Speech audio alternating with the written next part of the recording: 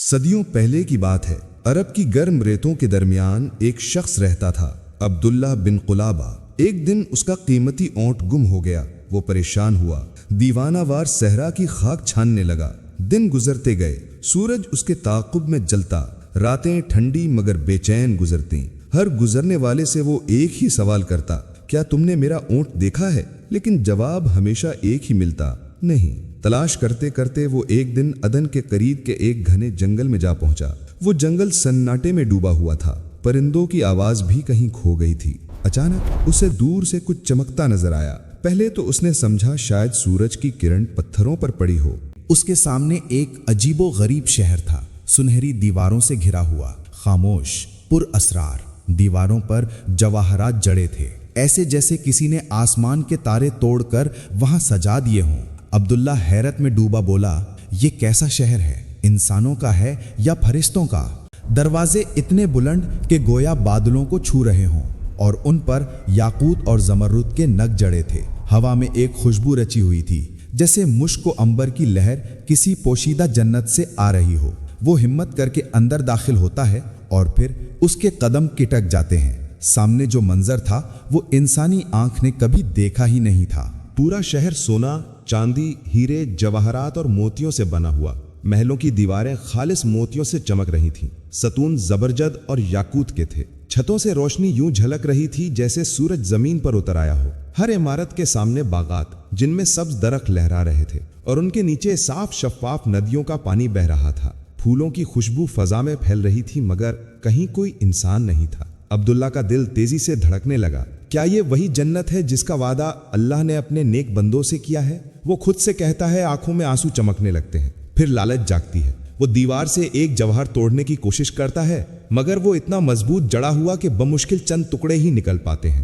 وہ انہیں اپنی جھولی میں ڈالتا ہے، ندی کے کنارے سے گزرتا ہوا واپس اپنے اونٹ کے پاس پہنچتا ہے۔ جب وہ عدن کے راستے لوٹا تو اس کے چہرے پر حیرت بھی تھی، خوف بھی اور خوشی بھی۔ اس نے لوگوں کو سارا قصہ سنایا اور انہیں وہ جواہرات دکھائے جو وہ وہاں سے لایا تھا۔ لوگوں میں ہلچل مچ گئی اور کچھ ہی دنوں میں یہ خبر پورے عرب میں پھیل گئی کہ عبداللہ بن قلابہ نے زمین پر جنت دیکھ لی ہے۔ عبداللہ بن قلابہ کی یہ خبر جب شہر شہر پھیلی تو سب حیرت میں ڈوب گئے۔ لوگ کہتے، کیا واقعی زمین پر بھی جنت ہو سکتی ہے؟ یہ خبر آخرکار خلیفہ معاویہ تک جا پہنچی۔ انہوں نے اپنے ایک گورنر کو پیغام بھیجا، اس شخص کو میرے سامنے پیش کرو جس نے جنت جیسا شہر دیکھا ہے۔ چند دن بعد عبداللہ بن قلابہ دربار خلافت میں حاضر ہوا۔ خلیفہ نے اسے تنہا بلایا اور نرمی سے کہا، بتاؤ تم نے وہاں کیا دیکھا؟ عبداللہ نے پورا واقعہ سنایا۔ اس کی آواز میں کپ کپاہٹ تھی، مگر بیان اتنا واضح کہ دربار میں سناٹا چھا گیا۔ اس نے بتایا، یا امیر المومنین، وہ شہر سونا، چاندی، یاقوت اور زمرد سے بنا ہوا تھا۔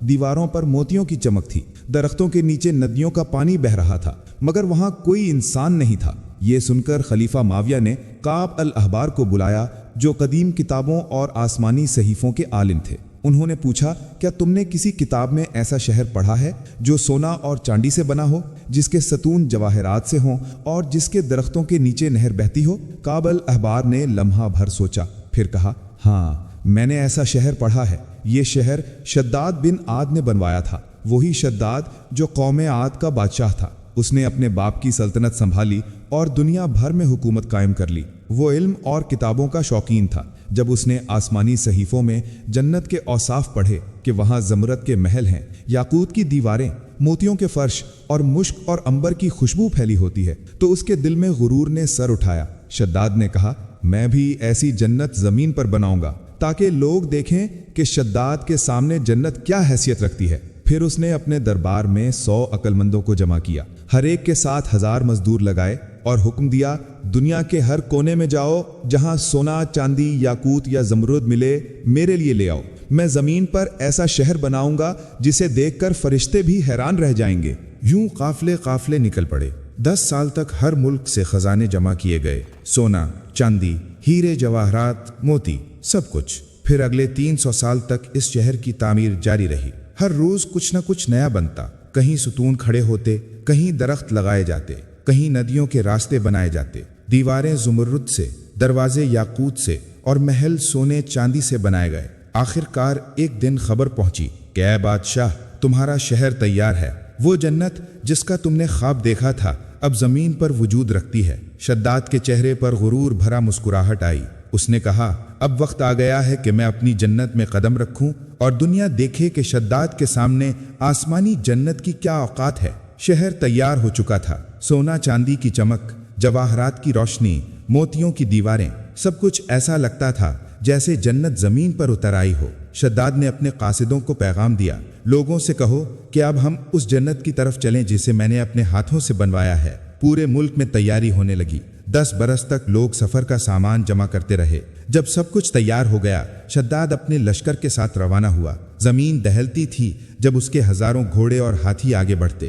لوگ راستے میں کہتے، یہ بادشاہ نہیں، فخر زمین ہے، خدا کا ہم پلہ، مگر کسی کو خبر نہ تھی کہ قدرت خاموشی سے دیکھ رہی تھی۔ جب شداد اپنی جنت کے قریب پہنچا، صرف ایک رات کی مسافت باقی تھی۔ چاندنی رات تھی، فضا میں ٹھنڈی ہوا چل رہی تھی۔ شداد نے آسمان کی طرف دیکھا اور کہا، اے آسمان دیکھ لے، اب انسان نے تیرے رب کی جنت جیسی جنت بنا لی ہے۔ اچانک فضا میں ایک خوفناک آواز گونجی، ایک ایسی گرج جس نے زمین و آسمان کو ہلا دیا۔ آواز آئی، اے شداد، تو نے اپنے رب سے مقابلہ کیا، تو نے تکبر کیا اور خود کو خالق سمجھ بیٹھا۔ اب دیکھ اس غرور کا انجام کیا ہوتا ہے۔ شداد گھبرا گیا، لشکر میں شور مچ گیا، آسمان سے بجلیاں گریں، تیز آندھی چلی، زمین دہلنے لگی اور اگلے ہی لمحے شداد اور اس کے سارے ساتھی خاک میں مل گئے۔ نہ کوئی فریاد سننے والا تھا، نہ بچنے کا راستہ۔ شداد کی بنائی ہوئی جنت اس کے سامنے رہ گئی،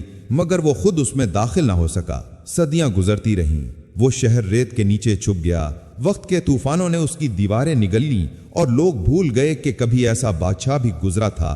پھر نبی کریم صلی اللہ علیہ وسلم کے زمانے کے بعد ایک سرخ بالوں والا شخص عبداللہ بن قلبہ اونٹ کی تلاش میں نکلا اور اسی کھوئی ہوئی جنت تک پہنچ گیا۔ اس نے وہی شہر دیکھا جو شداد نے بنوایا تھا، مگر جہاں انسانوں کی جگہ خاموشی بولتی تھی۔ جب خلیفہ معاویہ رضی اللہ عنہ نے کعب الابحار سے اس کی تصدیق چاہی تو وہ بولے، قسم ہے خدا کی یہ وہی شخص ہے جس کا ذکر قدیم صحیفوں میں تھا، لکھا تھا کہ ایک دن ایک آدمی اس جنت میں داخل ہوگا، مگر وہ بھی صرف دیکھنے کے لیے، نہ رہنے کے لیے۔ یہ شداد کی جنت تھی، ایک جنت جو غرور میں بنائی گئی اور غرور کے ساتھ ہی مٹی میں دفن ہو گئی۔ عبداللہ بن قلبہ نے وہ جواہرات خلیفہ کے سامنے رکھے جو وہ وہاں سے لایا تھا۔ خلیفہ کچھ دیر خاموش رہے، پھر آہستہ بولے، یہ انجام ہے ہر اس شخص کا جو خالق بننے کی کوشش کرے۔ اللہ کی جنت اس کے لیے ہے جو سر جھکائے، نہ کہ اس کے لیے جو آسمانوں کو چیلنج دے۔ یوں شداد کی جنت ایک عبرت کی کہانی بن گئی۔ ریت کے نیچے چھپی ہوئی وہ جنت آج بھی دنیا کو یاد دلاتی ہے کہ غرور چاہے کتنا ہی بلند کیوں نہ ہو، آخرکار خاک میں ہی مل جاتا ہے۔